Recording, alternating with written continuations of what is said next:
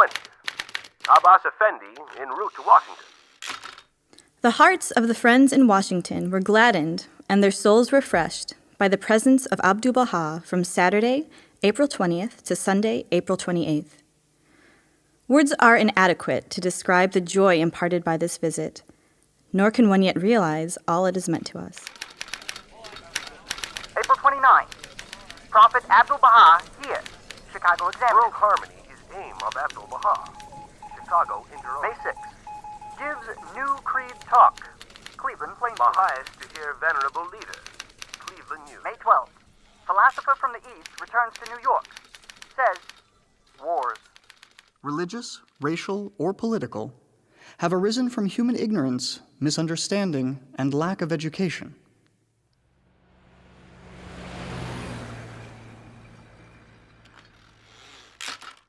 The Master travels to Lake Mohonk, New York, for 3 days at the National Conference on Peace and International Arbitration. Abdu'l-Baha speaks on the first day on the oneness of the reality of humankind. Many in attendance were impressed and came on the platform to thank him. One such attendee recounts this story. After the talk, Abdu'l-Baha told us a story. Once, the rats and the mice held an important conference, the subject of which was how to make peace with a cat. After a long and heated discussion, it was decided that the best thing to do would be to tie a bell around the neck of the cat so that the rats and mice would be warned of his movements and have time to get out of his way. This seemed like an excellent plan, until the question arose as to who should undertake the dangerous job of belling the cat. None of the rats liked the idea, and the mice thought they were altogether too weak. So the conference broke up in confusion. Everyone laughed, Abdu'l-Baha with us. After a short pause, he added that is much like these peace conferences. Many words, but no one is likely to approach the question of who will bell the Tsar of Russia, the Emperor of Germany, the President of France, and the Emperor of Japan.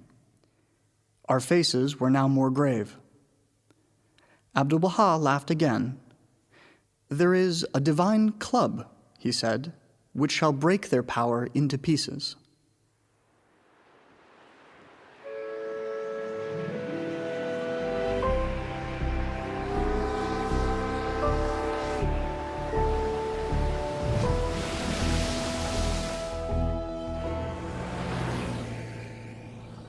You're listening to the Journey West podcast, dedicated to following the travels of Abdu'l-Baha in the West. Welcome to the podcast. At the top of the show, we chronicled some of the places Abdu'l-Baha visited thus far in his journey through the states. One of the primary reasons for his visit was due to his invitation to the peace conference held at Lake Mohonk. Abdu'l-Baha's desire was to spread the message of his father about the fundamental principles of universal peace and the unity of mankind. While the example of the mice and rats appears simple, the ideas alluded to are real. In The World Order of Baha'u'llah, written by Shoghi Effendi, he elaborates on the magnitude of this topic, saying, "Let there be no mistake, the principle of the oneness of mankind, the pivot round which all the teachings of Baha'u'llah revolve, is no mere outburst of ignorant emotionalism or an expression of vague and pious hope. Its appeal is not to be merely identified with a reawakening of the spirit of brotherhood and goodwill among men, nor does it aim solely at the fostering of harmonious cooperation among individual peoples and nations. Its implications are deeper, its claims greater than any which the prophets of old were allowed to advance.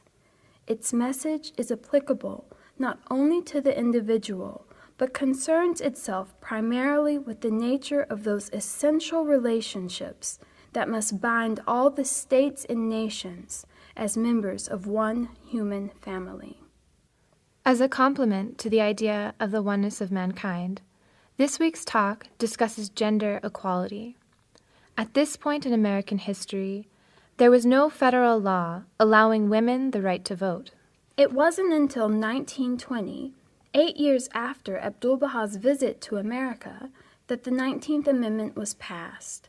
It stated that the right of citizens of the United States to vote shall not be denied or abridged by the United States or by any state on account of sex. Many times during his journey, the Master spoke to women's suffrage groups.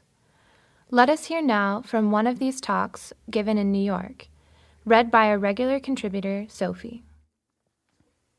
20 May 1912.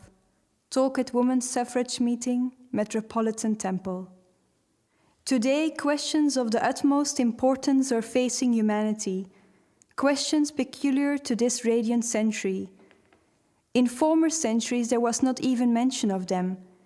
Inasmuch as this is a century of illumination, the century of humanity, the century of divine bestowals, these questions are being presented for the expression of public opinion, and in all the countries of the world, discussion is taking place looking to their solution. One of these questions concerns the rights of woman and her equality with man. In past ages, it was held that woman and man were not equal. That is to say, woman was considered inferior to man, even from the standpoint of her anatomy and creation. She was considered especially inferior in intelligence, and the idea prevailed universally that it was not allowable for her to step into the arena of important affairs. In some countries, man went so far as to believe and teach that woman belonged to a sphere lower than human. But in this century, which is the century of light and the revelation of mysteries, God is proving to the satisfaction of humanity that all this is ignorance and error. Nay, rather, it is well established that mankind and womankind, as parts of composite humanity, are co-equal, and that no difference in estimate is allowable, for all are human. The conditions in past centuries were due to woman's lack of opportunity. She was denied the right and privilege of education and left in her undeveloped state. Naturally, she could not and did not advance. In reality, God has created all mankind, and in the estimation of God, there is no distinction as to male and female. The one whose heart is pure is acceptable in his sight, be that one man or woman. God does not inquire, art thou woman or art thou man? He judges human actions.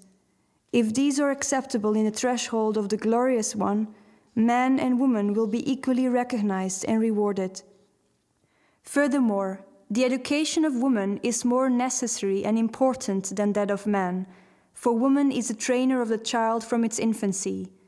If she be defective and imperfect herself, the child will necessarily be deficient. Therefore, imperfection of woman implies a condition of imperfection in all mankind, for it is the mother who rears, nurtures, and guides the growth of the child.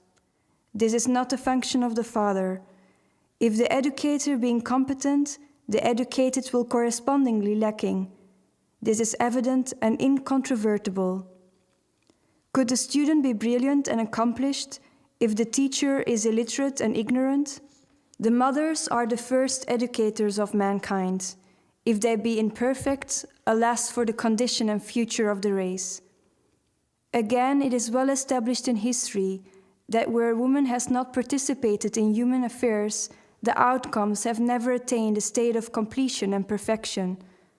On the other hand, every influential undertaking of the human world, wherein woman has been a participant, has attained importance. This is historically true and beyond disproof, even in religion. Jesus Christ had 12 disciples, and among his followers, a woman known as Mary Magdalene. Judas Iscariot had become a traitor and hypocrite, and after the crucifixion, the remaining 11 disciples were wavering and undecided. It is certain from the evidence of the Gospels that the one who comforted them and re-established their faith was Mary Magdalene. The world of humanity consists of two parts, male and female. Each is the complement of the other.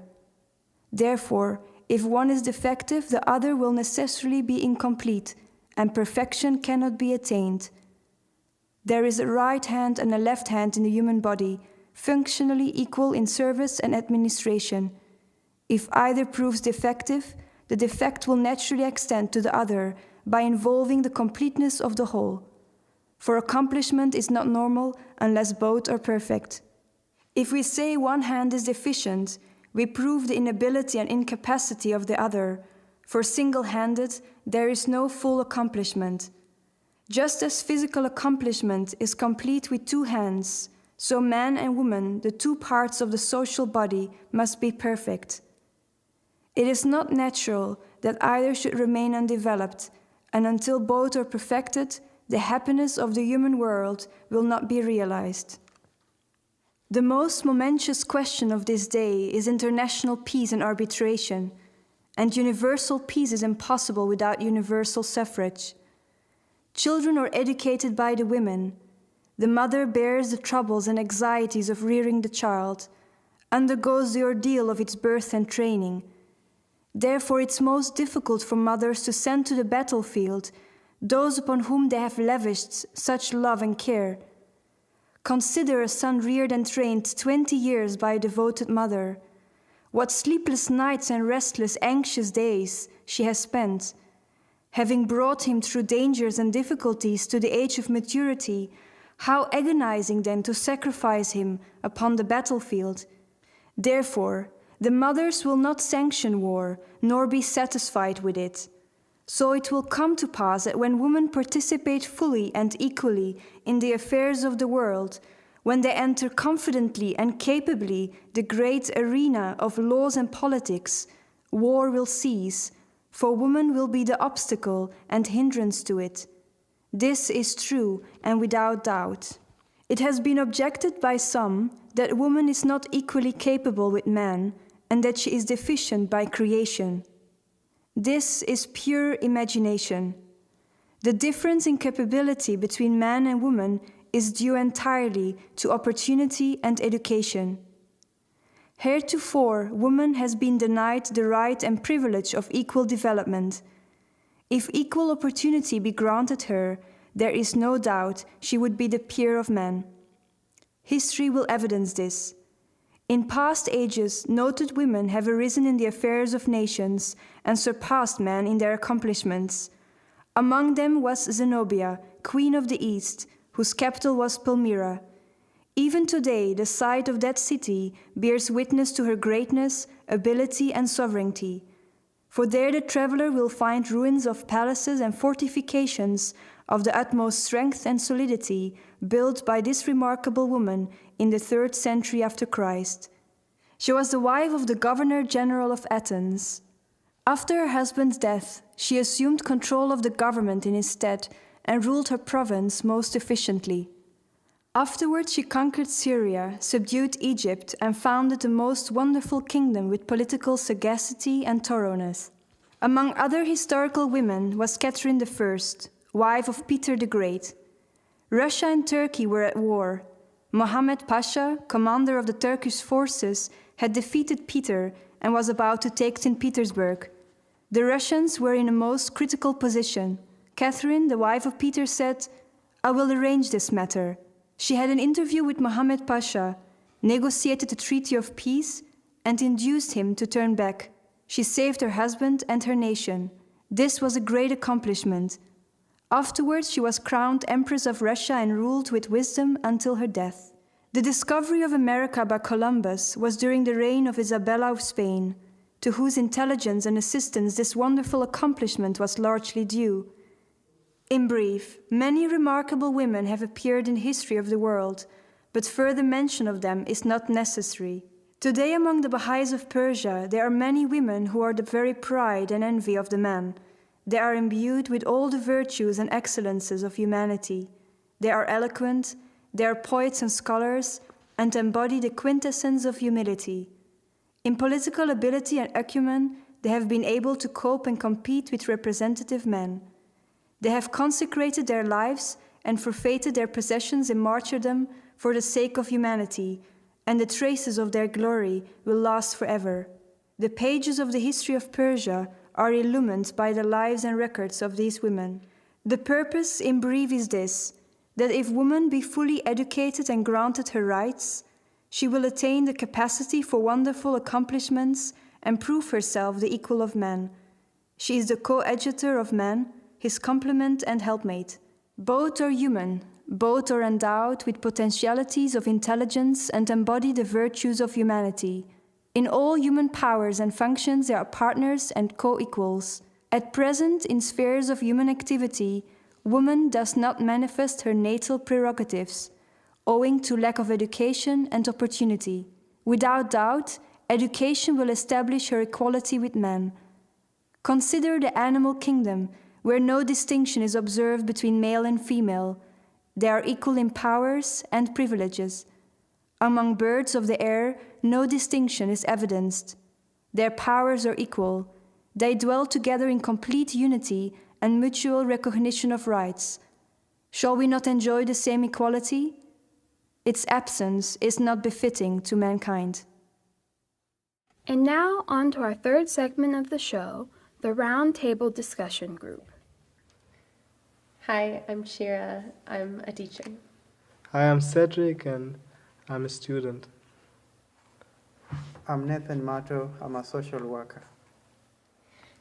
Something that I found really fascinating about reading this talk was that thinking about, the time period that he gave this talk and what the world was like at the time that he gave it, that it was kind of before the equality of men and women was really strongly recognized at an international level.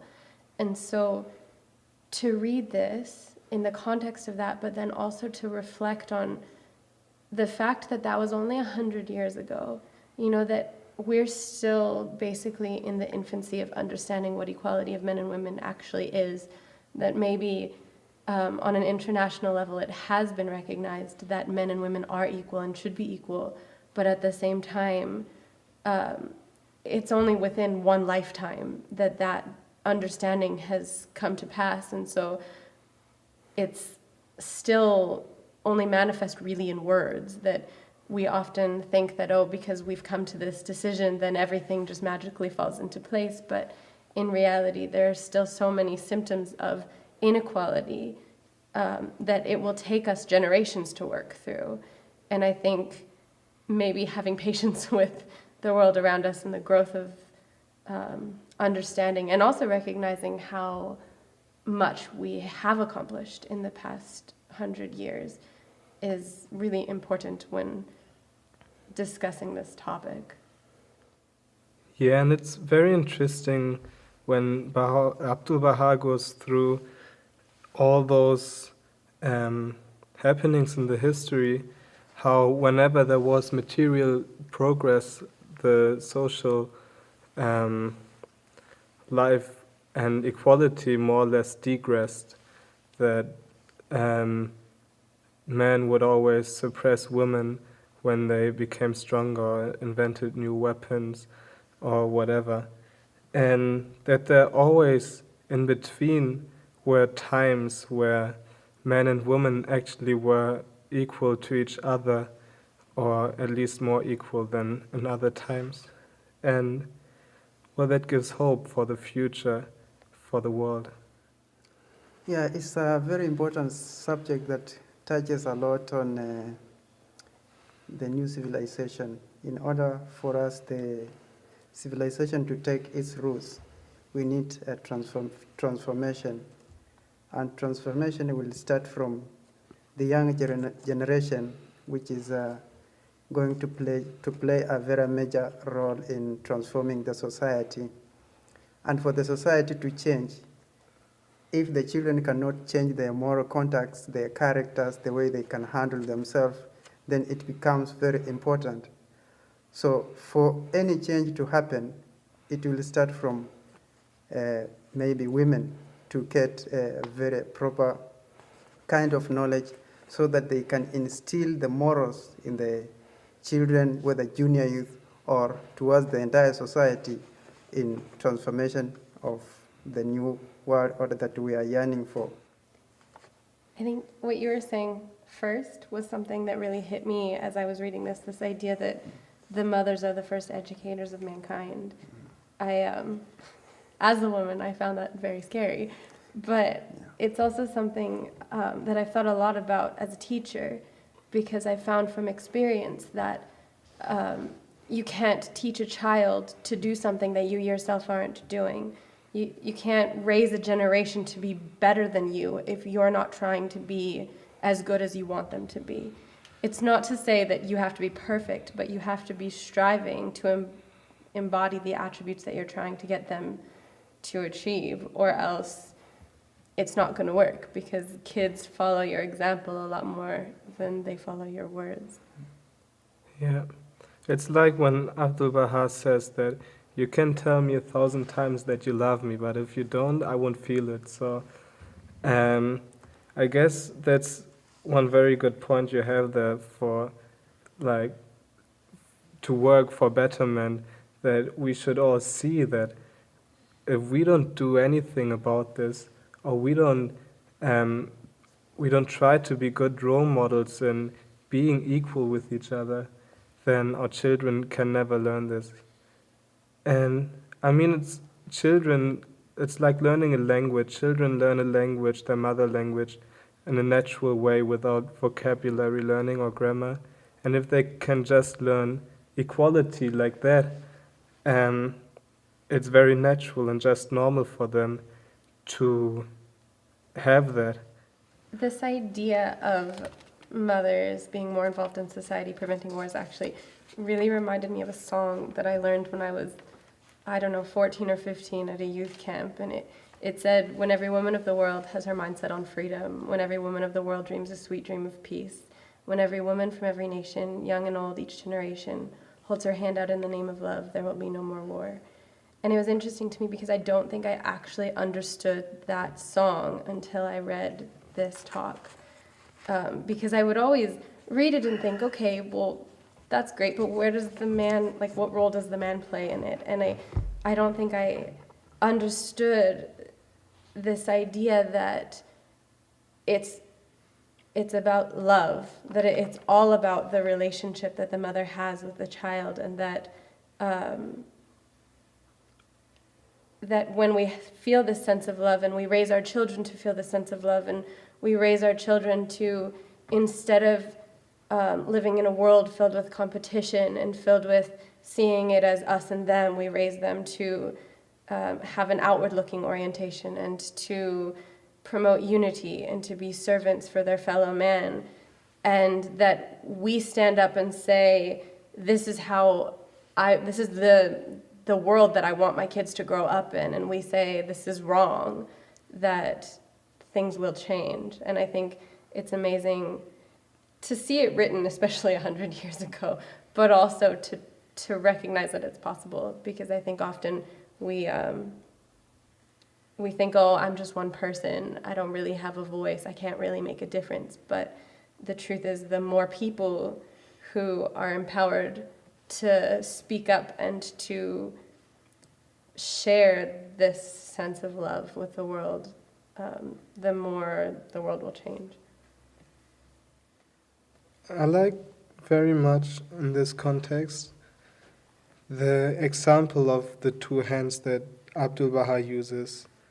The institution of hands doesn't exist with only one hand. So, but like, we don't do the same things with both hands. Like, with one hand we write and stuff like that. With the other hand we eat, for example. So there are different things for men and women to do. So if I only use my right hand to write and so on, I will starve sooner or later. And the same happens to the world. That just shows that it is very important that both sides of gender, that both hands have to work with each other, and they both have to progress next to each other. Yeah, if you want to progress also in this entire world or any society, given society, we need to balance these arms, both of these arms, both the mother and the father. For example, peace cannot start in maybe in the society without peace being established within the family. Peace starts with the family. And if there's no peace in the family, then there's no peace that we are yearning for to get in this world before we get from the family.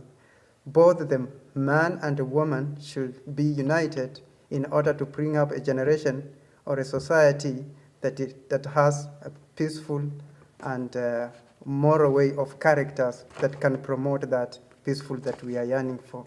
So peace should start within the family, the society, and then the entire world. That's it for the podcast this week. Special thanks to Sophie Gescher for reading, Ari Karzak, Rory Cunningham, and Anna Costellez for participating in the feature. Also thanks to our guests, Shira Trick, Cedric Link, and Nathan Mado for participating in the roundtable discussion group. If you'd like more information about Abdu'l-Baha's travels in the West, visit our website, www.thejourneywest.org. You can also find us on Facebook and Twitter at The Journey West. Thanks, everyone.